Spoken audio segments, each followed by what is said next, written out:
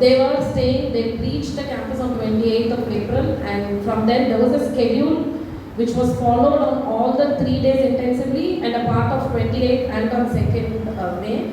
They woke up by 4:30 in the morning. There was a protocol where before they brushed the teeth, they had to do some basic exercises, drink warm water with lemon, followed by which they had some exercises to improve their bowel movements. A lot of them, we actually observed children had a lot of constipation related issues at this young age. And this procedure actually helped them with just 3 days of following the protocol.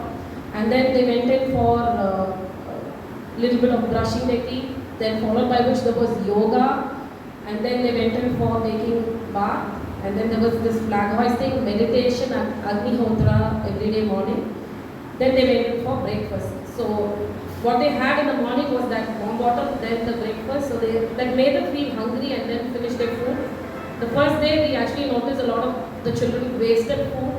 Some of them were not comfortable eating. In fact, some parents messaged us saying that children may not eat this, but actually we saw over time they started eating vegetables and fruits. That was going on well. Then they had 2 learning sessions in the morning. One was on Vedic Dharma, the other one was on Indian history. Then there was a break where they had buttermilk or some jeera water, ajwain water to help their stomach related issues. Some of them had stomach pain and all. Then there was another learning session on living naturally, which taught them about ways to use the restroom. You also noticed many of them were familiar only with Western type of toilet, not the Indian one, which actually improves the squat position, improves bowel movement better. So that was one other thing that we noticed and which was helped with. And then they had a lunch, following which there was a short break for them to interact with the others. So they made friends across the other schools as well. And then there was some time for physical education where PT teachers from Puducherry had come over. They were teaching them games including kabaddi, the Indian games that were there. They interacted, they participated in team related activities. And then there was activities with respect to, they had meditation again in the afternoon and then in the evening. And there was another learning session in the evening on mantras and shlokas. They understood the meaning of each and every phrase and they recited those.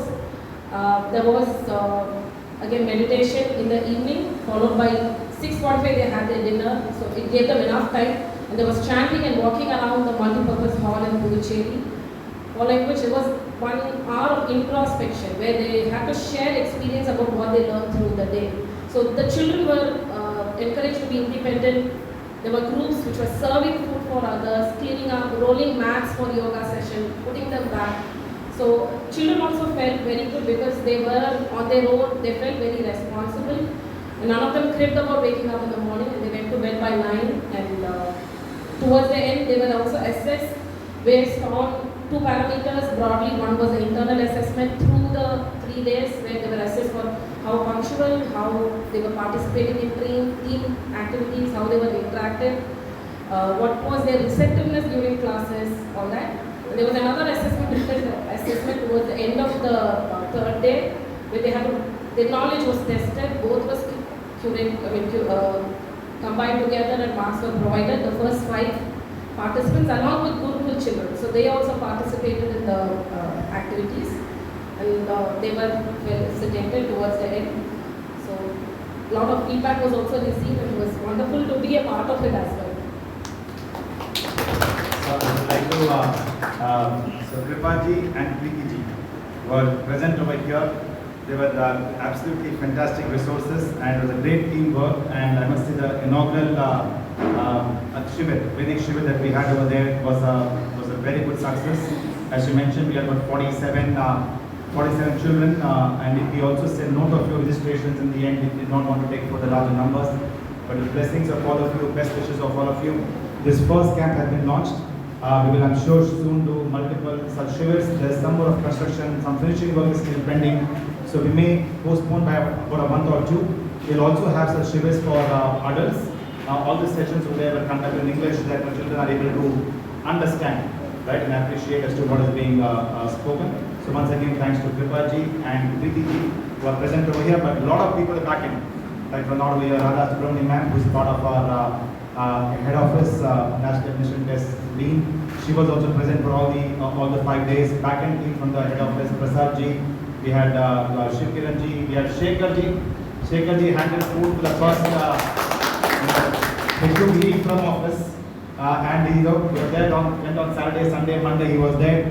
Like things were in a bad shape initially, to get everything together. But no, he volunteered, said I'll be there. Ranjit ji visited the campus for a day. A couple of days he was there. We had Vanshika ji, Manjari ji family. We had one or two more family. We had Ojas, Ayush, Anand ji's son. Both of them did some fantastic volunteering out there. So great team effort coming together. I hope we had also shared some photographs with you. But anyways, next time possibly we will do that. We will now have Shanti Pat. I just got some information that we also have some neat exams today. So we'll slightly have the breakfast quickly and vacate the premises since the exams will start after some time. Shekhar ji also has some groundnuts. What do you have from your farm? Oh, sorry, he gets some natural farm. We have some groundnuts, but I guess it's already over. No problem. We'll hopefully arrange next time. Thank you. Over to you.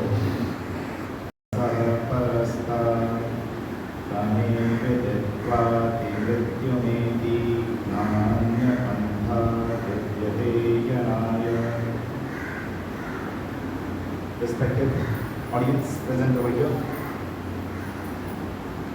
over the last 4 weeks, we have been discussing certain aspects from the Yoga Darshan. And just to do a quick recap, we discussed as to what's the definition of the word yoga. We understood as to how yoga is primarily about controlling our mind. Right? So yoga, chitta, vritti, nirodha. And we also understood that controlling this mind is the most difficult thing for any one of us. It's relatively easier to pick up an AK-47 in the battlefield, charge at the enemy, and also lay your life down for the country. But it's more challenging to be able to control your mind on a consistent basis. We do have short bouts of concentration that, for example, we saw 2 examples. So if you go to say a movie theater and for 2.5 3 hours you are completely focused on that one movie. Your mind does not wander anywhere. You also are very well prepared for an examination. You go to the examination hall and for 3 hours or 2.5 hours, if you are well prepared, you are extremely focused on writing the exam. The mind does not wander anywhere. So it's not that human mind is not capable of controlling, but as I mentioned, to be able to control on a consistent manner, almost throughout the day, to be able to ensure that you are able to channelize your concentration to the area in which you want to. That's an extremely difficult task. So we went back to Rishi Patanjali to help us understand as to how are we able to control our mind. So Rishi Patanjali told us that, listen, yoga, chitta, vritti, nirodha. So chitta means your mind, vritti means different types of thoughts. And Rishi Patanjali classified thoughts also into 5 different types, which we said we will not cover as part of our discussion, slightly more detailed topic. But Rishi Patanjali goes on to say that there are 2 ways in which you are able to control your mind, which is says as in a sutra as abhyas vairagyabhyam tan nirodha. So first sutra is yoga, chitta, vritti, nirodha. And then after a few sutras, Rishi Patanjali says abhyasa vairagyabhyam tan nirodha. You can control those 5 types of thoughts by these two ways, which is Abhyasa and Vairagya. Abhyasa, as we saw earlier, might as that sound very simple, okay, continuous practice, but Abhyasa also has a few subtle elements to it. So Rishi Patanjali clarified that Abhyasa basically implies that you are able to practice over a long period of time without a break, with a sense of devotion. So it has these three conditions to Abhyasa. We also discussed that sometimes you practice for say 1 month, 2 months, 3 months, and then you say, oh, this is not my cup of tea. So you practice meditation and you feel that this is not for me. I don't think, my mind will not allow me to concentrate, and you write it off. But Shri Patanjali clearly says that Abhyasa is over a long period of time. Today, even for a simple graduation, a child is born, how many years does he spend to be a graduate? He spends 14 years in school, and then say 3 years graduation, another 2 years post-graduation, spends a massive 19-20 years, right? There's Abhyasa for that period of time. So we cannot start thinking that you start meditating and for this 10 minutes and or even at home and you feel that quickly you're able to control your mind. No, because it is the most difficult thing to do. It will take you decades and maybe even janmas to be able to fully able to control your mind. It depends on the kind of motivation and dedication that you have. That's what Sri Patanjali says, Sadhu Dirghakala Nairantarya Satkara Sevita Drida Bhumi. Defining Abhyasa said, Dirghakala, long period of time. Right? Nairantarya, without a break. Satkara Sevita, with a sense of dedication. Only then, Drida Bhumi, it becomes strong. Your ability to concentrate, ability to control your thoughts becomes strong. So this was a broad recap of what we discussed in the previous few sessions. Now as I mentioned, Rishi Patanjali gave two ways, Abhyasa and Vairagya. So what does this word Vairagya really mean? So Rishi Patanjali once again defines Vairagya and says, Drishta Anusharika Vishaya Vidrishnasya Vashikara Samjya Vairagya. So what is the word Drishta and Anusharika? Vishaya. So Vishaya means what? Vishaya means attractions and distractions. So various attractions and distractions in this entire world, and he in a way classified these attractions and distractions into two. Drishta and Anusharika. What does Drishta mean? What you have seen. So you have attraction towards two kinds of things. One is what you have seen, and one is what you have Anusharika, you've heard, but you have not experienced or seen for yourself.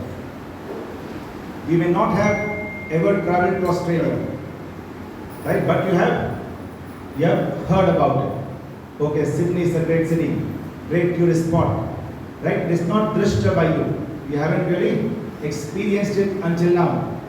It's Anusharika. You have heard about it. You have read about it. But that's what you want to, that is the desire to go there. Right? And the other is drishta. Drishta means not just seeing, it is experienced. So you have eaten a rasgulla multiple times, you once again have the desire to once again experience the rasgulla. Right? So Rishi Patanjali says that Vairagya, as far as is concerned, it could be in two broad categories. Drishta, Anusharika, Vishaya, Vidrishnasya, Vashikara Samjya Vairagyam. When you have full control over your desires. One, there are Drishta, which you have experienced already, or Anusharika, which you have not experienced but you have only heard about or read about. You are able to control the desires of both these categories. and Vashikara. It is completely in your Vasha, in your full control. At that stage, right, you will be able to control your thoughts. Now the question arises. I use the word desires, isn't it?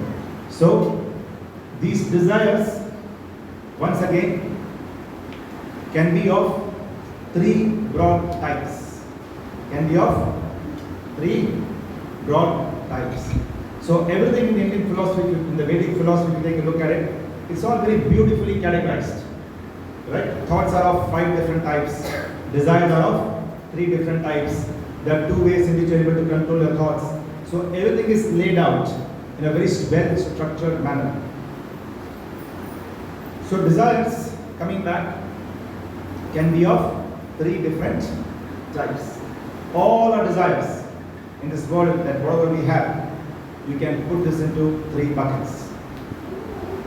The first bucket of all the desires is what you can call as, anyone like to take a shot? Locational? So Ravikanji is obviously, so the first bucket of a desire is Vitteshna. So Vitteshna means what? Vitta as such means, we say Vitta Mantri, isn't it? So who is the Vitta Mantri now? Finance Minister, right? So we call it Vitta Mantri. So it's Vitteshna. So wealth and anything that wealth can buy. Wealth and anything that wealth can buy for us, including good food, right? Nutritious food, medicines, right? Your house, your car, your jewelry, anything that wealth can buy for you, right? Comes under Vitteshna, including your health, because in a way that health also in a way you get through by different ways, right? It all comes under Vitteshna. It's the material aspects. The second type of desire, or the second bucket of desire, if you think about it, just wealth alone will not make us satisfied, right? You definitely need the second type of desire. It says is Putreshna. Putreshna means what? The word Putra, sometimes they put one means son. It's not just son. Putreshna over here is referring to relationships. We all want different types of deep relationships in our lives. Right? Life without social relationships will be extremely dull. What types of relationships? So definitely you want a spouse, you have children, right? You have friends, you have your parents, you have just the larger society, right? You have your Guru Acharya relationship. Ultimately, we all human beings are social animals. Think about it as to how on the social media we are constantly chasing what? How many number of likes I have, right? How many people decided to view my post or view my video, and that gives us immense level of satisfaction. Why? Because there is once again Putreshna out there. So there is Vitteshna, then there is Putreshna, right? And this alone does not fully suffice. So just these 2 desires of Vitteshna and Putreshna alone will not suffice for us.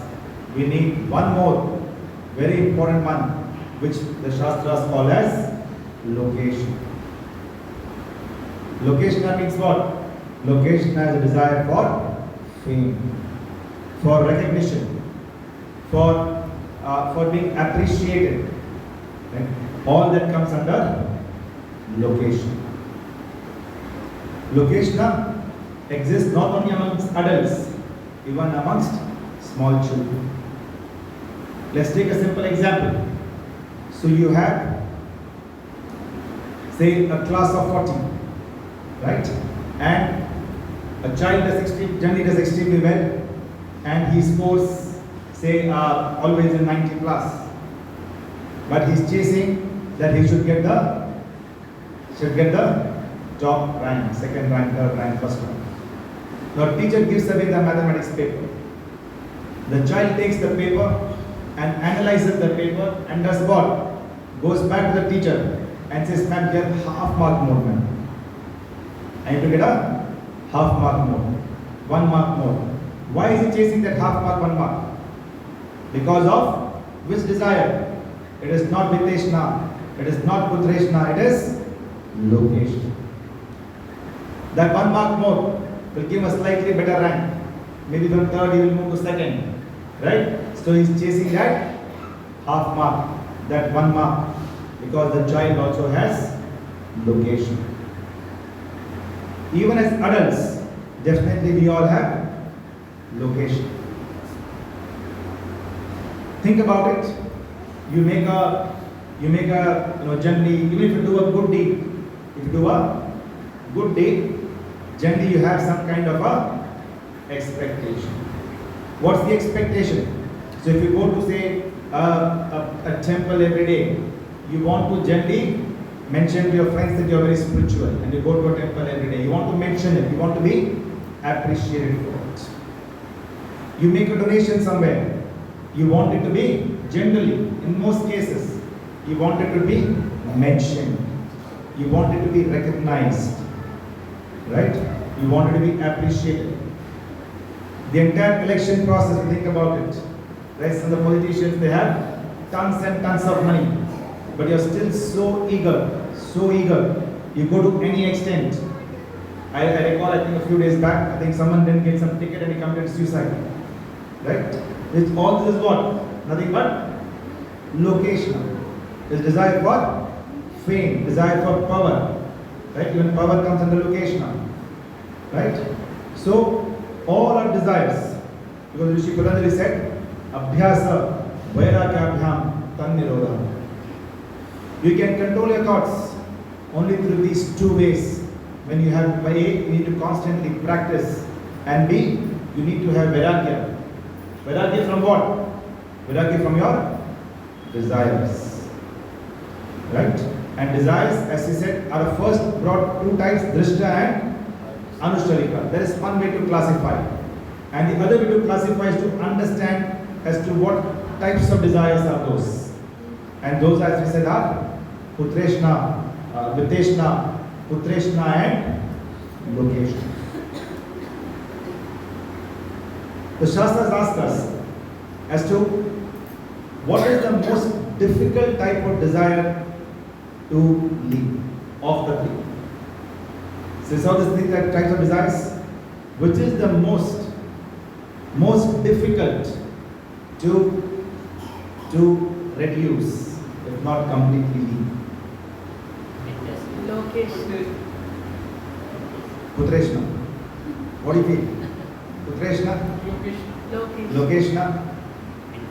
Viteshna? So, it's obviously every type of desire is extremely difficult to leave. Yeah, people run after money, isn't it? Viteshna, extremely difficult, no doubt about it. Right? The Shastra says it's not easy to leave any of these 3 types of desires for human beings. Right? Viteshna, extremely difficult. Putreshna, extremely difficult.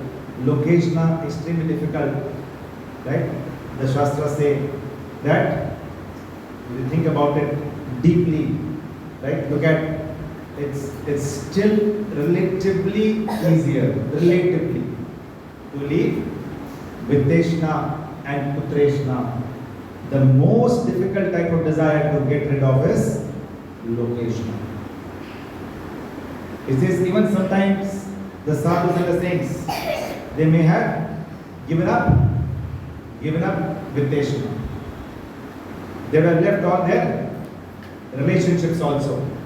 Putreshna, right? But sometimes you do get caught up in some bit of location. It's the most difficult thing to leave. It says because this is because of our samskars. Right? Samskars are the impressions in our mind. It's the impressions on the soul as well. Now these samskars which are there within us, they are the impressions that have been formed.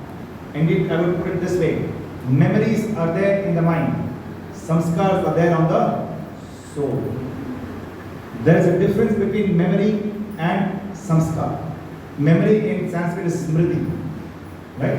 So smriti is different and samskar is different. Right? So smriti is when you have a gross memory of something. In sense, okay, yesterday or like 5 days back, I went to this particular restaurant, or I went to this particular movie, I saw this movie and this happened in that movie. I know the entire sequence of events, right, as the movie was narrated. That is memory. That is memory. That stays with us for some period of time and slowly, may also slowly fades away. Right? And some people manage to remember for a much longer than others. But those are the gross details. But samskar is something which are the impressions on the soul. They consciously and subconsciously, they get deposited on your atma or on your soul, and they remain there for a long, long period of time, even one janma to another. So these desires that bother you, sometimes you start thinking, okay, I'll come out of the desire, but still you're not able to leave it. It's because of these samskars. And Yoga Darshan says that these samskars, by constant meditation, by constant determination, you have to make them as dagda beach. Dagda beach means what? It becomes like a burnt seed. Once you make it like a burnt seed, then these desires will stop bothering you. Right? And that's when you can truly, as we discussed, abhyasa vairagyabhyam tan nirodha. That's how you'll be able to control your thoughts. So with that, I will stop over here. Desires can always be discussed in far more detail as well. There are other subtle aspects of it, but that's something which we will keep it for another week. If there are any couple of questions we can take, we will have those, and then we will move towards closure of the satsang session. So then, Yes, Arun. Can't we use these desires to do something positive, like channelize them into a positive energy and probably develop our social status through relations? Why should it be like a burn seed? Why should we like a? Why should we like feel like push the desire to be like a burn seed? Can't we use it to channelize it to shastras? Yeah, so I guess the question is that the way I describe desires, give a negative touch to it, right? Why can't we see desires as a positive way? Like why do Shastras look at it now with a slight negative tinge to it? I think that's broadly what broadly what trying to question. So see, the Shastras, they clearly urge you to live a full, normal, natural life. Right? So there is the Brahmacharya ashram, Grihastha ashram, Vanaprastha ashram, and Sannyas ashram. The Shastras also clearly say that earn very well. We should all make enough wealth. Right? It says Shatahasta Samahara, Sahasra Sankir. So we should definitely engage ourselves in proper professions and be prosperous. There is absolutely nothing negative with that aspect. What the Shastras are trying to tell us is that when you get attached to your desires, right? That's when you get into a zone of moha. There are three vices the Shastras talk about for human beings: Lobha, Krodha, and Moha. Right? So, the Shastras are not, let's take one simple example as well.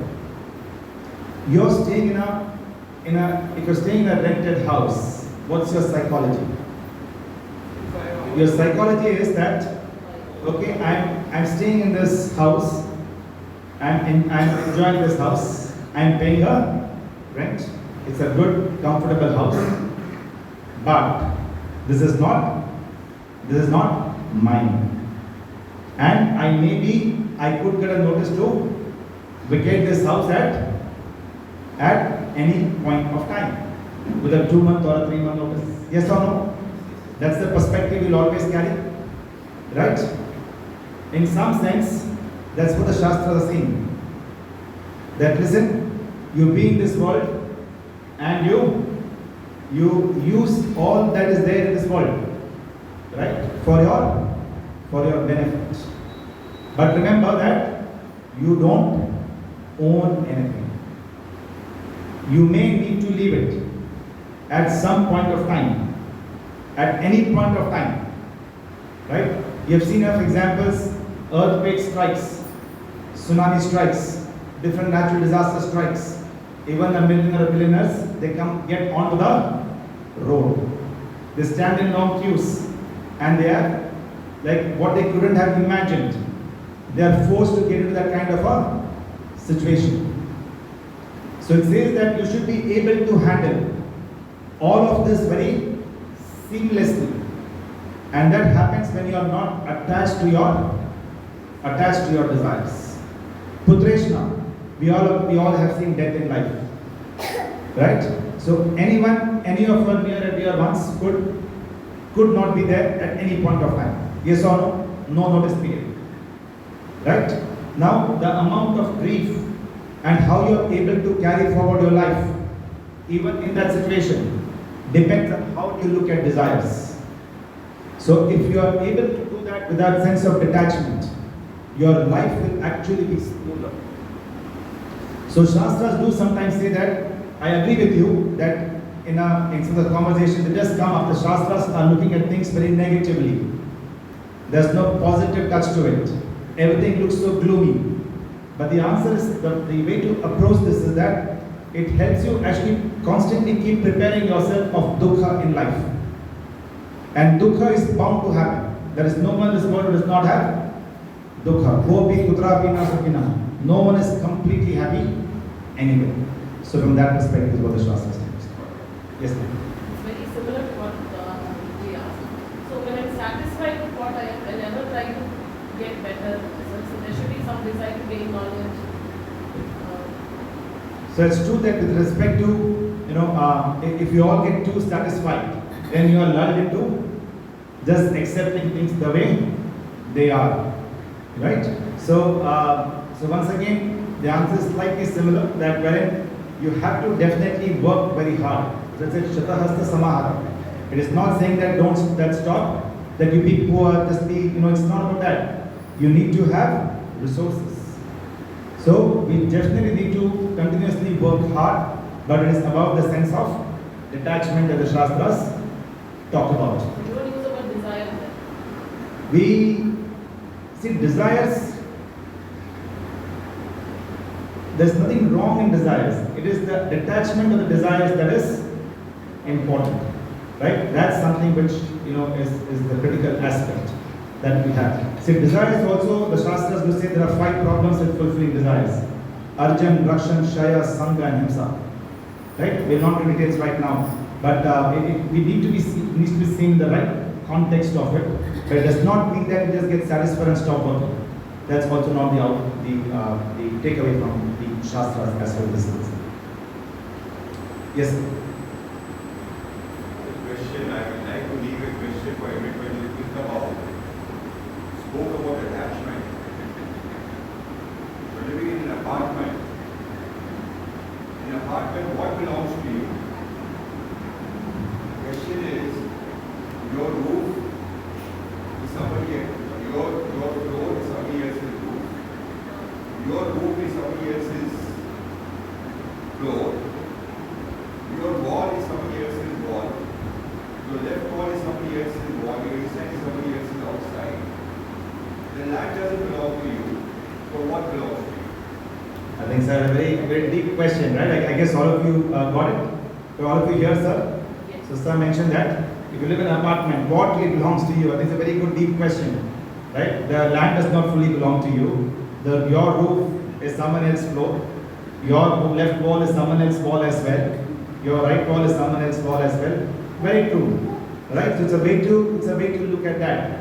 That when you start developing that particular kind of thought process, then you're truly detached. At the same time, you definitely enjoy that as well.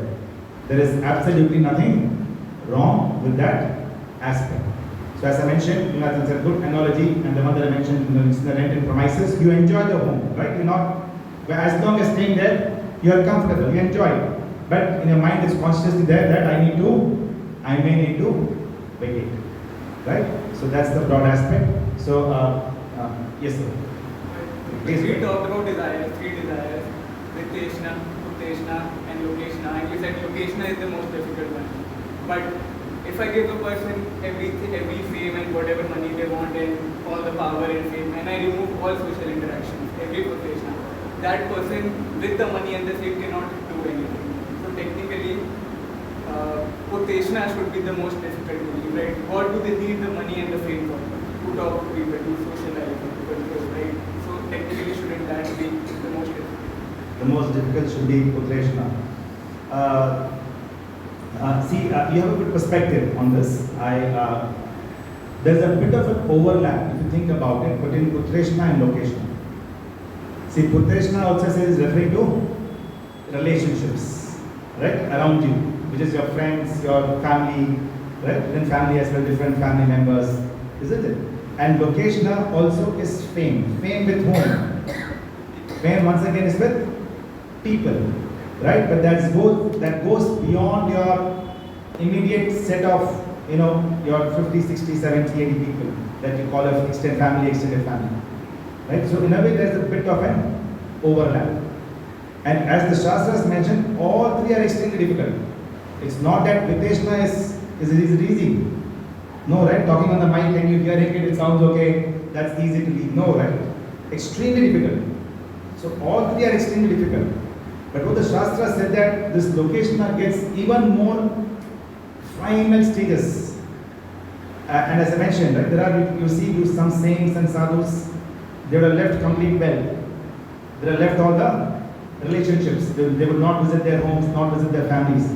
But sometimes that little bit of Lokeshna still persists. So that perspective, that becomes the last one that a person is able to leave. But all three are extremely difficult. So thank you everyone. Om Shanti.